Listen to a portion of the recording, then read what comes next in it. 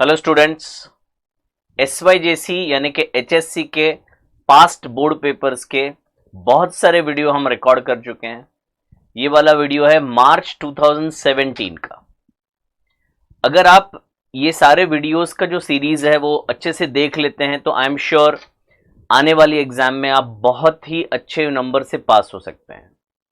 तो ये वीडियो में हम मार्च 2017 का क्वेश्चन सॉल्व करने वाले हैं और जो पहला क्वेश्चन है बेटा वो ऑब्जेक्टिव क्वेश्चन है और ऑब्जेक्टिव का हमने एक अलग से वीडियो सीरीज बनाया हुआ है।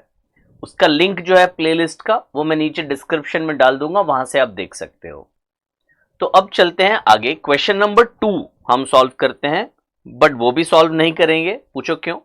क्योंकि ये है ना मार्च 2017 का पेपर है और ये जो क्वेश्चन 2 है वो सिंगल एंट्री का क्वेश्चन है।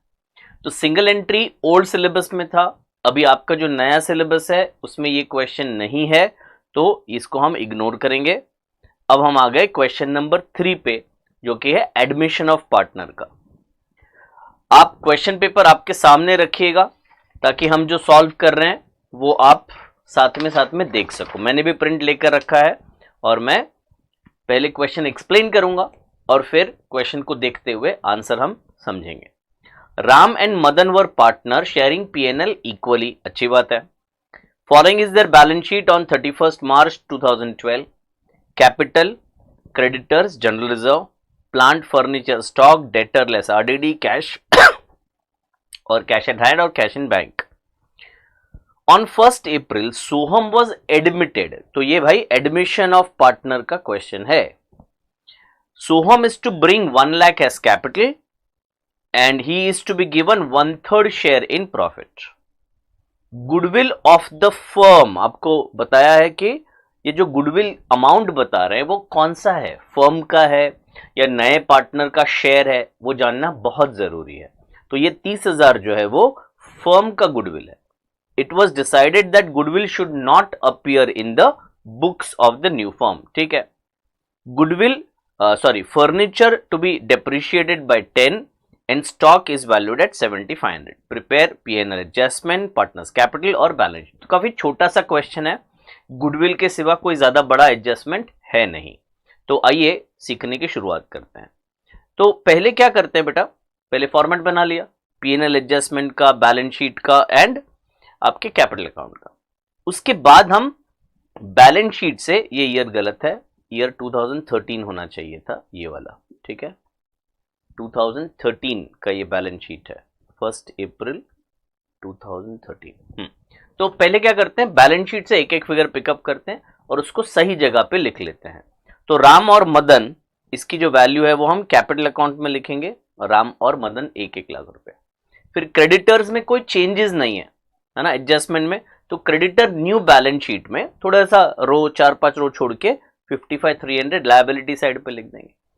जनरल रिजर्व 40,000, ये पास्ट का अनडिस्ट्रीब्यूटेड प्रॉफिट है, जिसपे किसका अधिकार है, जो ओल्ड पार्टनर है यानी कि राम और मदन का अधिकार है। तो इक्वल शेयर होने की वजह से वो 40,000 को हम दोनों पार्टनर में डिस्ट्रीब्यूट कर देंगे। तो कैपिटल अकाउंट में क्रेडिट साइड पे लिख देंगे 2020। तो लायबिलिटी साइड हमारा कंप्लीट हो गया। अब एसेट साइड पे जहां जहां एडजस्टमेंट होंगे उसको इनर कॉलम में लिखेंगे, एडजस्टमेंट नहीं होंगे तो बाहर लिखेंगे।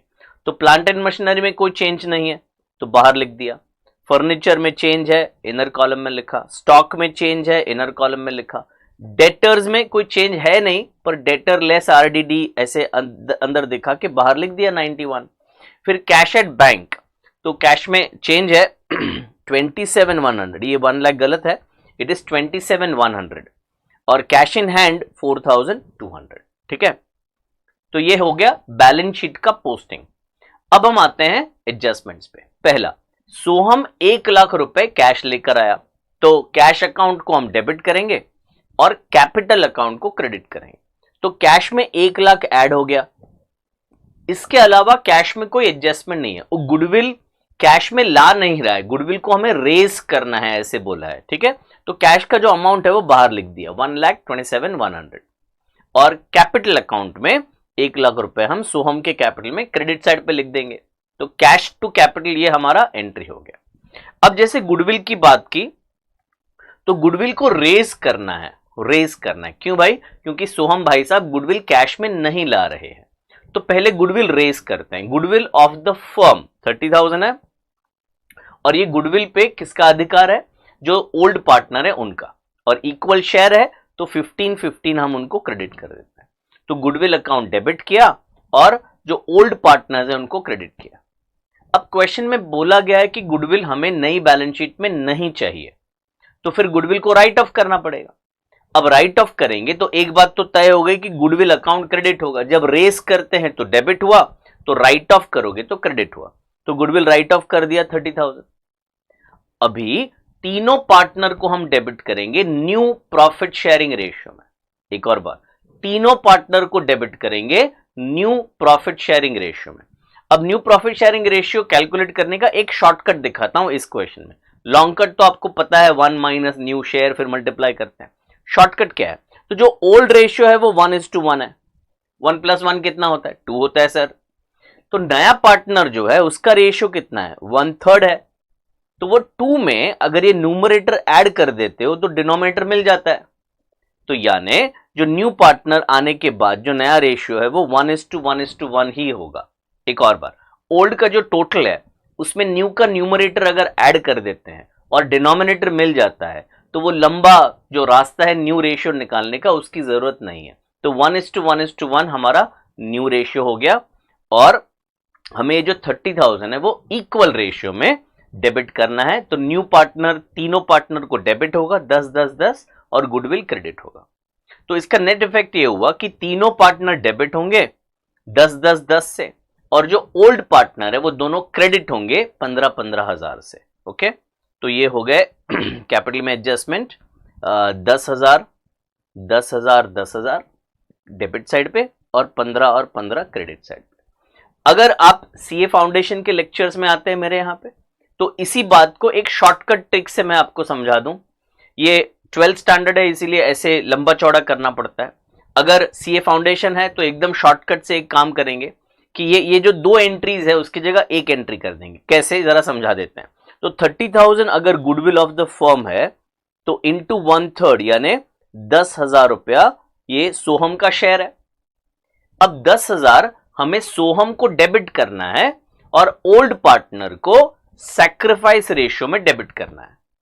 तो सोहम को हम डेबिट करेंगे 10,000 से, सोहम को डेबिट करेंगे 10,000 से, और जो ओल्ड पार्टनर है राम और मदन उनको हम क्रेडिट करेंगे 5-5 हजार से। उनका सैक्रिफाइस सेम है बेटा, तो 5-5 हजार से क्रेडिट करेंगे। अगर आप यहां पे नोट करो तो फाइनल इफेक्ट वही हुआ है। देखो, सोहम को क्रेडिट हुआ नहीं है, डेबिट हुआ है 10,000, और राम और मदन को देखो क्रेडिट हुआ है 15-15 और डेबिट हुआ है 10-10। तो नेट इफेक्ट क्या हुआ बेटा? सोहम डेबिट हुआ और राम और मदन क्रेडिट हुए। ठीक है, तो ये एक शॉर्टकट है। ऐसे भी एंट्री की जा सकती है जहां पे हमें गुडविल बैलेंस शीट में शो नहीं करना है। ठीक है, चलिए अभी रिवैल्यूएशन कर लेते हैं।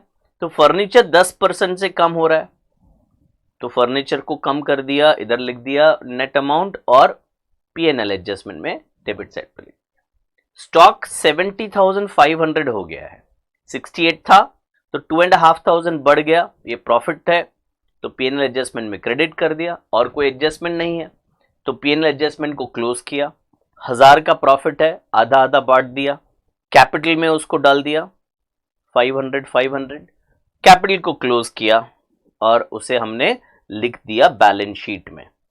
तो इसके बाद हमारा बैलेंस शीट जो है वो सीधा टैली हो जाएगा। बहुत ही इजी क्वेश्चन था बेटा, है ना। देखो सारे चीज मार्क हो गए येलो से, मतलब हमारा बैलेंस शीट टैली हो गया। तो ये क्वेश्चन 3 था। अब क्वेश्चन 3 का जो ऑप्शनल क्वेश्चन है वो देखते हैं। क्वेश्चन 3 पहला जो था वो एडमिशन का था, ये क्वेश्चन है रिटायरमेंट का।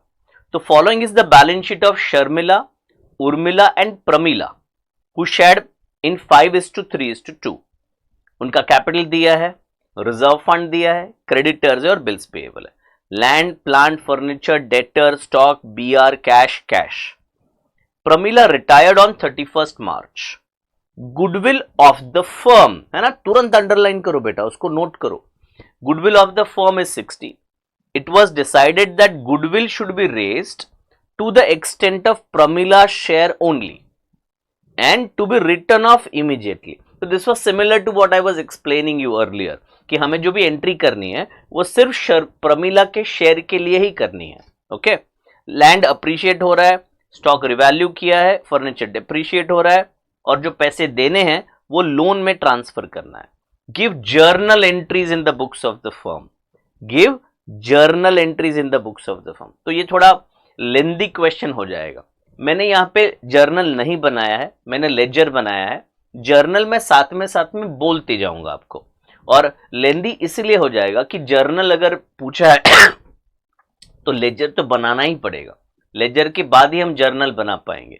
तो इफ यू आस्क मी, ये दोनों क्वेश्चन में हम एडमिशन को ज्यादा प्रेफरेंस देंगे क्योंकि इसमें टाइम ज्यादा जाएगा. ऐसा नहीं है कि मुश्किल है, but time will be more, तो हम इसको अवॉइड करेंगे एग्जाम में.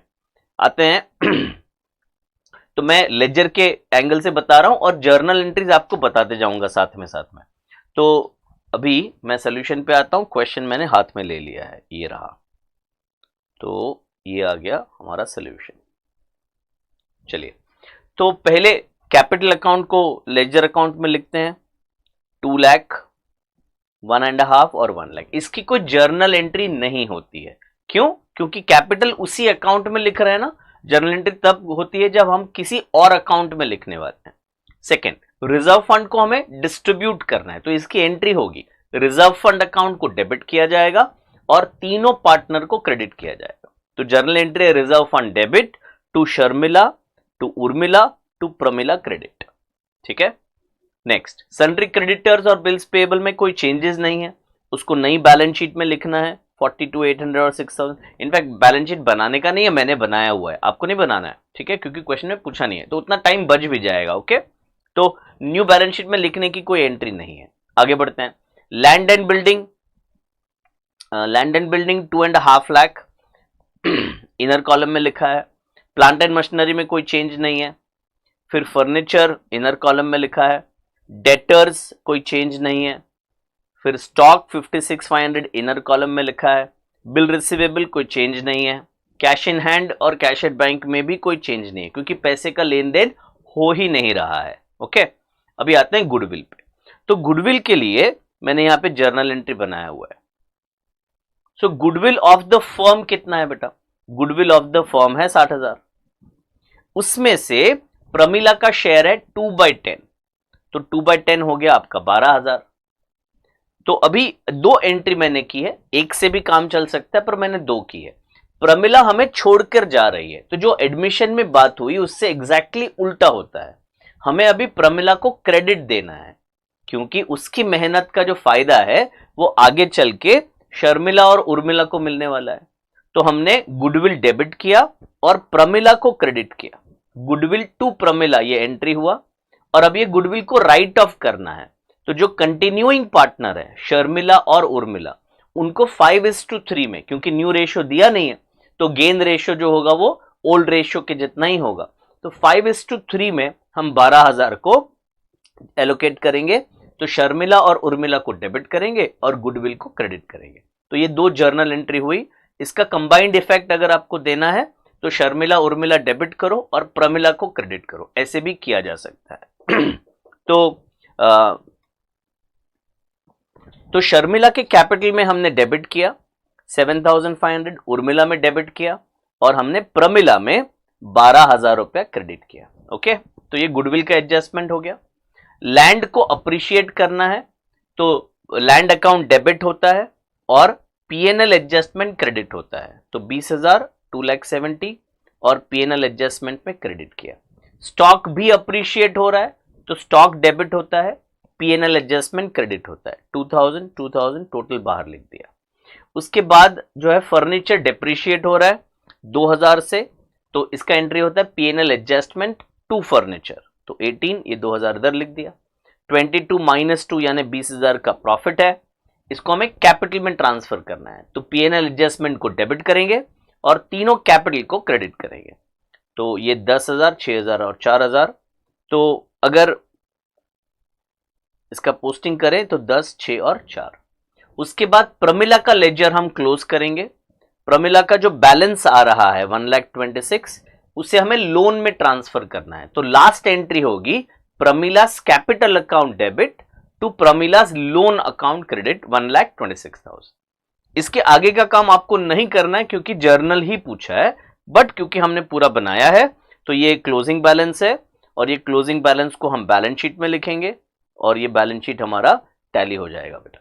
ओके, तो ये था रिटायरमेंट का क्वेश्चन। आइए क्वेश्चन नंबर 4 पढ़ते हैं। ये क्वेश्चन है आपका बिल्स ऑफ एक्सचेंज का।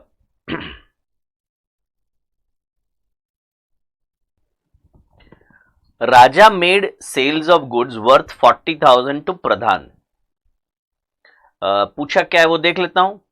Give journal entries and Pradhan's account in the books of Raja. तो हमें राजा बन के ये पूरा सम सॉल्व करना है ना। राजा, तो राजा ने प्रधान को गुड्स बेचा and received part payment of 10,000, यानी क्रेडिट सेल हुआ 30,000 का। On the same day Raja Drew on Pradhan a 3-month bill for 30,000, received the acceptance and sent the bill to bank for collection immediately. However, on the due date, the bill was dishonored due to Pradhan's insolvency and only 50% could be recovered from his private estate. एकदम ही straight forward, बहुत ही प्यारा सा question है। तो पहला entry करेंगे cash debit, Pradhan debit to sales. अब इसको हमने कंबाइंड एंट्री किया है, आप चाहें तो अलग अलग एंट्री कर सकते हैं। यानी पहले आप करो प्रधान टू सेल्स 40,000 से और फिर आप करो cash 30, cash 10, bill receivable 30 to Pradhan. हमने सीधा कैश 10,000 किया है, प्रधान 30 किया है और सेल्स 40 किया है। तो ये पहला एंट्री हुआ। फिर बिल जब हम हमें दे रहा है वो, तो बिल रिसीवेबल को डेबिट करेंगे और प्रधान को क्रेडिट करेंगे। नेक्स्ट, ये बिल को हम सेंट फॉर कलेक्शन कर रहे हैं। सेंट फॉर कलेक्शन का मतलब हमारे पास टाइम नहीं है, तो हमें पता नहीं कौन सा बिल कब ड्यू होगा, तो बैंक को हम एजेंट बना रहे हैं। बैंक है ही हमारा एजेंट, तो बैंक को कह रहे हैं देखो ये बिल रखो अपने पास और जब ड्यू डेट आएगा तो प्रधान के पास जाना, पैसे कलेक्ट करना और मेरे अकाउंट में जमा करना। ठीक है, ऐसा एजेंसी का काम दिया हमने बैंक को। तो बैंक अभी हमें पैसे नहीं देने वाली है, बैंक हमें पैसे तभी देगी जब प्रधान बैंक को पैसे देगा। तो अभी सिर्फ एक अकाउंट नया बन गया, bill sent for collection account, ताकि हमें पता चले कि कितने बिल बैंक के पास हैं। वो बिल अभी फिजिकली हमारे पास नहीं रहेगा, वो बैंक के पास रहेगा। तो एक नया अकाउंट बना दिया, BSFC को डेबिट किया और बिल रिसीवेबल को क्रेडिट कर दिया। ठीक है, तो अभी बिल हमारे पास नहीं है, बैंक के पास है। हमारे पास क्या आ गया, BSFC आ गया। ये बिल जब डिसऑनर होगा तो प्रधान अकाउंट को हम डेबिट करेंगे क्योंकि प्रधान से पैसे लेने बाकी हैं, तो प्रधान को डेबिट किया और BSFC को हमने क्रेडिट किया। काफी बच्चे इधर गड़बड़ करते हैं, बिल रिसीवेबल को क्रेडिट करते हैं, तो BR तो पहले ही हमारे हाथ से चला गया था, तो इधर BSFC क्रेडिट होगा। ओके, अब 30,000 लेने हैं प्रधान से, वो इंसॉल्वेंट हो गया है, आधे पैसे मिल रहे हैं हमको, तो कैश डेबिट होगा, बैड डेट डेबिट होगा और प्रधान भाई साहब क्रेडिट होंगे। ठीक है, लेजर अकाउंट भी बनाने को बोला गया है, तो प्रधान टू सेल्स आएगा entry,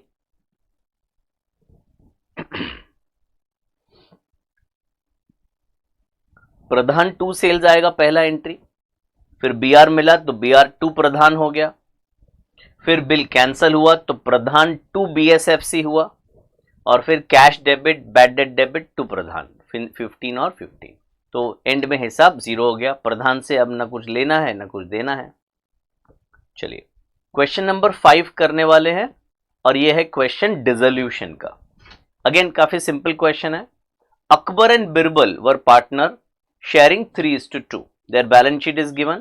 Creditor, reserve, capital, bank, debtor, stock, plant or furniture.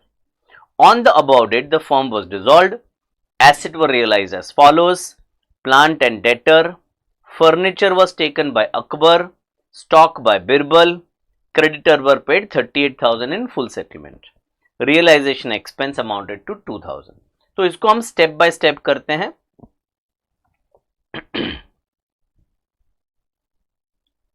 हमें इसमें 3 चीजें बनानी है, एक है रियलाइजेशन अकाउंट, एक है बैंक अकाउंट और तीसरा है कैपिटल अकाउंट। ये तीनों चीज बनानी है, तो स्टेप बाय स्टेप जाएंगे। पहला स्टेप है बैलेंस शीट के सारे अकाउंट्स को हम ट्रांसफर करेंगे। तो सारी लायबिलिटीज को पहले लिख लेते हैं। तो मैं जरा क्वेश्चन अपने पास ले लेता हूं।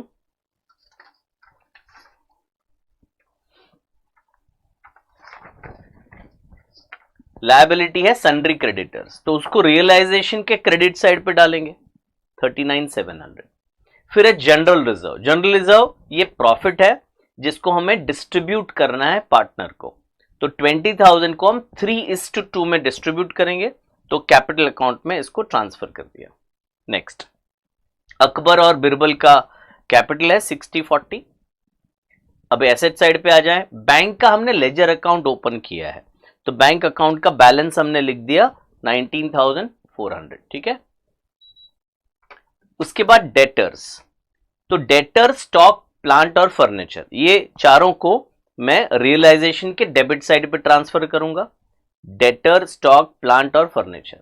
डेटर का ग्रॉस अमाउंट मैंने डेबिट में लिखा है, तो जो आरडीडी है उसको मैं क्रेडिट साइड पे लिखूंगा 1000, ठीक है। तो हमारी बैलेंस शीट खाली हो गई है, पहला स्टेप। दूसरा स्टेप है सेल ऑफ एसेट। अब जब हम एसेट बेचते हैं तो हमारी एंट्री होती है, कैश बैंक अकाउंट को हम डेबिट करते हैं, कैश या बैंक को डेबिट करते हैं, और एसेट को क्रेडिट नहीं करते हैं। एसेट ऑलरेडी हमने ट्रांसफर कर दी है रियलाइजेशन अकाउंट में, तो जब हम एसेट बेचते हैं तो अब रियलाइजेशन अकाउंट को हम क्रेडिट करते हैं। अगर कोई एसेट पार्टनर लेकर जा रहा है तो वो कैश बैंक नहीं देता है, इन दैट केस हम कैपिटल अकाउंट को डेबिट करते हैं, ठीक है। तो ये हो गया सेल ऑफ एसेट का एंट्री। तो प्लांट एंड मशीनरी और डेटर हम सेल कर रहे हैं, पैसा आ रहा है, तो बैंक अकाउंट डेबिट हुआ, प्लांट एंड मशीनरी 30, डेटर 58, तो इधर 88 लिखा। रियलाइजेशन में आपको डिटेल लिखना है और बैंक अकाउंट में आपको सिर्फ टोटल लिखना है, बैंक टू रियलाइजेशन, ठीक है। फर्नीचर अकबर लेकर जा रहा है और स्टॉक बिरबल लेके जा रहा है, तो जैसे आपको एंट्री समझाया, कैपिटल अकाउंट डेबिट होगा, अकबर 10,000 से, बिरबल 27,000 से, और रियलाइजेशन अकाउंट के क्रेडिट साइड पे लिखेंगे, कैपिटल के डेबिट साइड पे 10,000 और 27,000। क्रेडिटर्स को 38,000 पे किया। अब है ना क्रेडिट साइड पे 39,700 है, हमने पे किया है 38, तो हमें जो फायदा हुआ उसके बारे में कोई एंट्री नहीं आएगा, वो फायदा ऑटोमेटिक यहां पे रिकॉर्ड होता है। कैसे? 39,700 क्रेडिट किया है और 38,000 डेबिट करेंगे, तो ऑटोमेटिकली 1,700 का प्रॉफिट यहां पे रिकॉर्ड होने वाला है। तो कहने की बात यह है कि जब आप पे करोगे तो आपको उतना ही एंट्री करना है जितना पैसा हमने पे किया है, कितना पे करना था उसको नहीं देखना है। तो 38,000 हम रियलाइजेशन टू बैंक करेंगे और जो रियलाइजेशन एक्सपेंस है 2,000 वो भी साथ में ले लेंगे। 40,000 टोटल पेमेंट हुआ, इसका सेकेंड इफेक्ट हम बैंक अकाउंट के क्रेडिट साइड पे लेंगे। तो जो भी क्वेश्चन में दिया गया है सारा इंफॉर्मेशन हमने लिख लिया। अभी आते हैं रियलाइजेशन अकाउंट पे। ये टोटल बाहर करने के बाद जब हम बैलेंस निकालेंगे तो 15,600 बैलेंस आएगा। इसको हम उनके प्रॉफिट शेयरिंग यानी कि 3:2 में डिवाइड करेंगे, तो 9360 और 6240 इनके कैपिटल में हमने डेबिट कर दिया और फिर कैपिटल अकाउंट का बैलेंस निकाल लिया। ये आ गया 52,640 और 14,760। You have to be careful and take the totals carefully, नहीं तो मिस्टेक हो सकता है। ये भाई साहब को कुछ तकलीफ हो रही है, ऐसा क्यों कर रहे हैं आप? वेट, अब ठीक है, नहीं कुछ तो हो रहा है, 1 मिनट दीजिएगा प्लीज। फाइनली जब बैंक अकाउंट हम टैली करने जाएंगे, वो कैपिटल से ये जो बैलेंस अमाउंट है वो हम बैंक अकाउंट में ट्रांसफर करेंगे, आदेश का और संदेश का, तो बैंक अकाउंट जो है वो ऑटोमेटिक टैली हो जाएगा। आपने देखा अभी कुछ प्रॉब्लम आ रहा था, तो लैपटॉप में पता नहीं कुछ मैल फंक्शन हो गया है, वो जो आइकन है वो जा नहीं रहा है। तो इसके बाद के जो सम्स हैं वो मैं एक सेपरेट वीडियो में रिकॉर्ड करूंगा और वो भी पोस्ट कर दूंगा। तो यहाँ पे ये वीडियो मुझे बंद करना पड़ रहा है बिकॉज मैं कोशिश कर रहा था पर लैपटॉप जो है वो साथ नहीं दे रहा है, पर ज़रूर कल तक मैं ये जो बाकी का वीडियो है वो रिकॉर्ड करके आपको दे दूंगा। Thank you so much, take care, all the best, bye bye.